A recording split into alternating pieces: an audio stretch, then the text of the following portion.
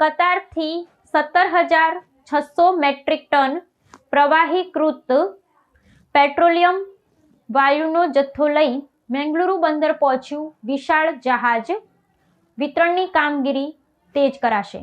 કર્ણાટકના મેંગલુરુ બંદર પર કતારથી 17,600 મેટ્રિક ટન પ્રવાહીકૃત પેટ્રોલિયમ વાયુ એલપીજી ભરેલું એક વિશાળ જહાજ આવી પહોંચ્યું છે. દેશની ઉર્જા સુરક્ષાની દ્રષ્ટિએ અત્યંત મહત્વપૂર્ણ ગણાતો આ ઈંધણનો જથ્થો દરિયાઈ માર્ગે સફળતાપૂર્વક બંદર પર લાવવામાં આવ્યો છે. આંતરરાષ્ટ્રીય સ્તરે ઉર્જાના આદાન પ્રદાન અને આયાત ક્ષેત્રે આ કામગીરી અત્યંત મહત્વની માનવામાં આવે છે. કતારથી રવાના થયેલું આ માલવાહક જહાજ મેંગલુરુના મુખ્ય બંદર પર લાંગરવામાં આવ્યું છે, જ્યાં સુરક્ષાના કડક માપદંડો વચ્ચે વાયુના જથ્થાને ઉતારવાની પ્રક્રિયા શરૂ કરવામાં આવી છે.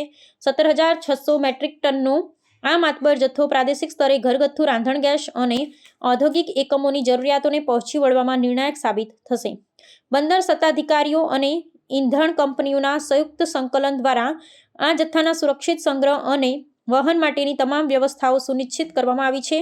વધતી જતી ઉર્જાની માંગને પહોંચી વળવા માટે આ પ્રકારની આયાત દેશના ઈંધણ ભંડારને વધુ સુદૃઢ બનાવશે. આગામી દિવસોમાં આ જથ્થાને વિવિધ વિતરણ કેન્દ્રો સુધી પહોંચાડવાની કામગીરી હાથ ધરવામાં આવશે, જેથી સામાન્ય નાગરિકોને રાંધણ ગેસના પુરવઠામાં કોઈ અડચણ ઊભી ન થાય. આ સફળ આયાતના પરિણામે પ્રાદેશિક બજારમાં ઈંધણની ઉપલબ્ધતા વધશે, પુરવઠા શૃંખલા વધુ કાર્યક્ષમ બનશે તેવી અપેક્ષા વ્યક્ત કરવામાં આવી રહી છે.